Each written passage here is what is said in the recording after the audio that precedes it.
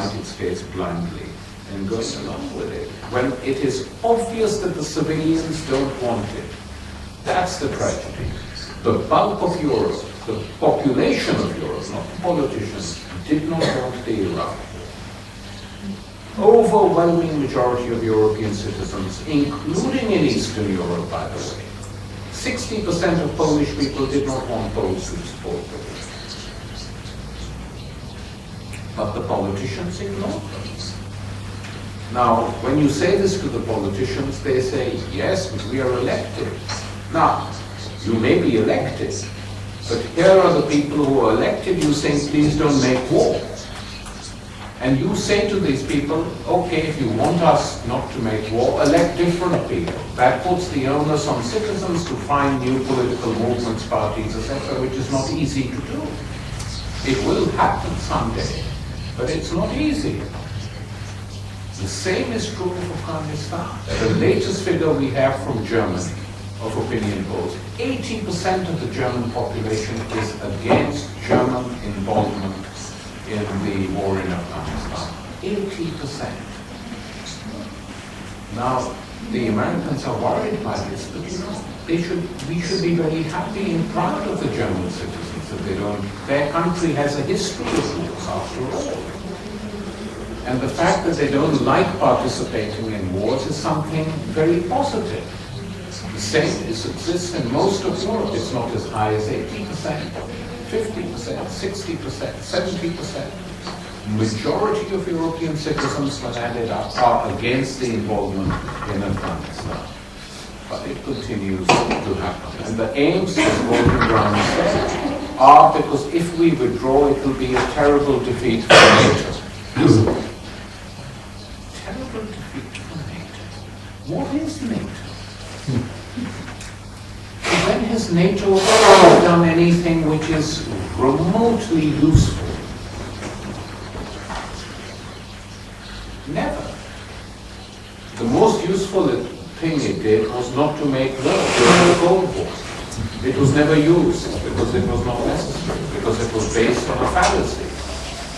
So they didn't make war. The minute the Soviet Union collapsed in that whole world, NATO was used as an instrument of the American empire. It's very clear. So a defeat for NATO or a strategic setback for NATO would be a good thing for the peace movement and for civil societies and for the occupied countries.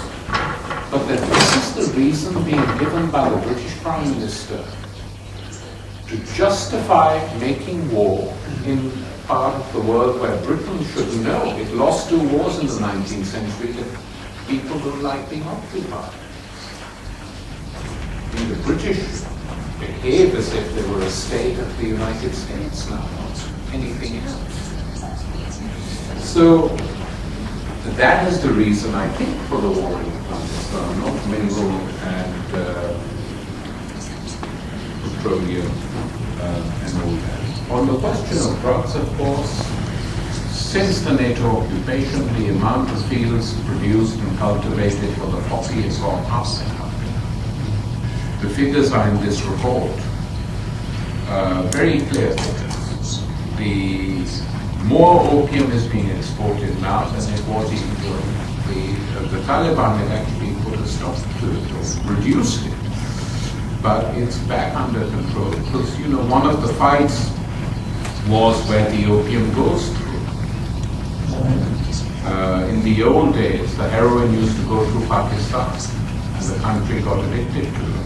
Many Pakistanis got addicted to heroin during the war against the Russians. Pakistan was the main port and Karachi became the port from where it left.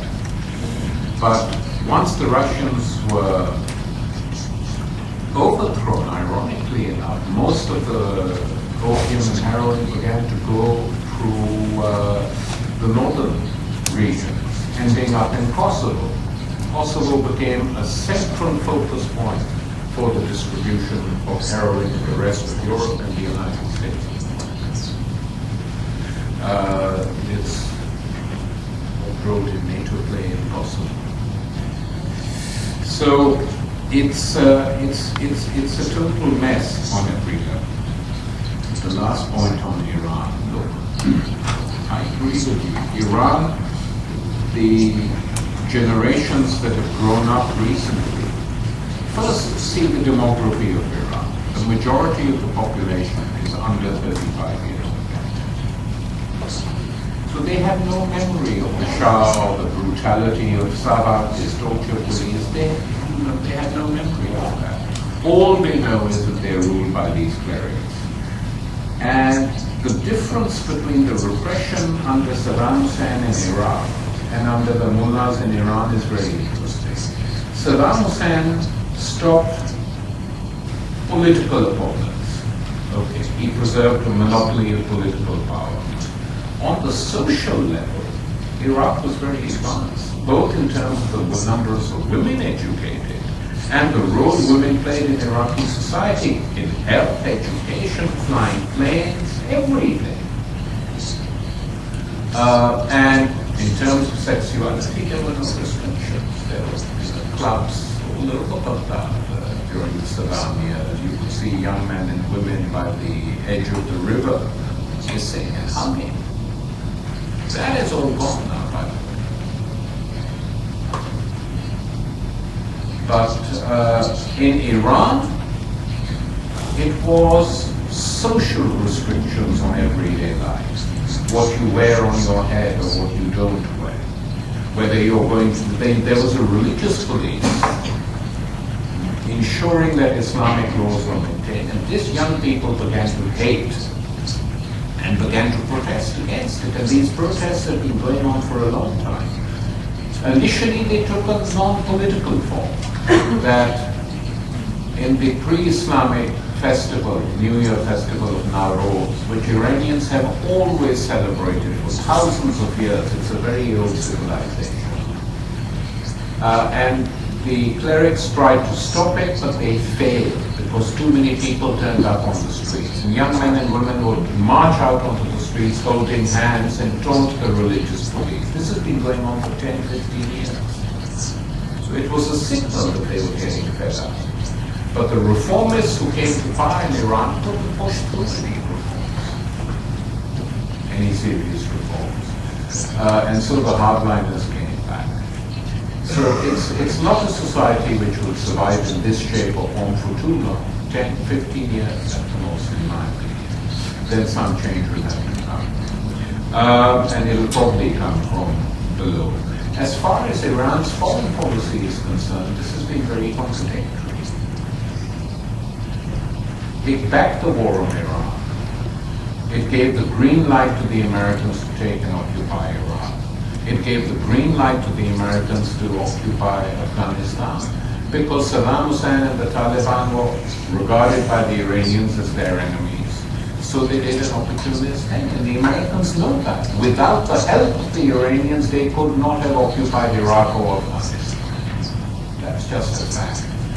No one asks Ahmadinejad that because, they're embarrassed, especially in the United States. But Amy Goodman asked him that on Democracy Now! And he was shocked because no one had asked him the question, and he ended the interview very quickly. But that has been Iranian foreign policy. Which is why I was convinced they would never attack Iran. I was convinced. Because the Iranian deputy foreign minister said at a meeting in the Gulf publicly, when he was asked, are you worried about the American attacks? And he laughed. He said, American attack us? Are you crazy? If they attack us, we destroy them in Iraq and Afghanistan, and probably in Lebanon too. He said we will fight them on 4 fronts: Iran, Lebanon, Iraq, Afghanistan. They can't attack us, and the American military knew. And so all the Israeli pressure for an attack on Iran was stopped by the Americans. They were extremely worried how many American soldiers would die in the process.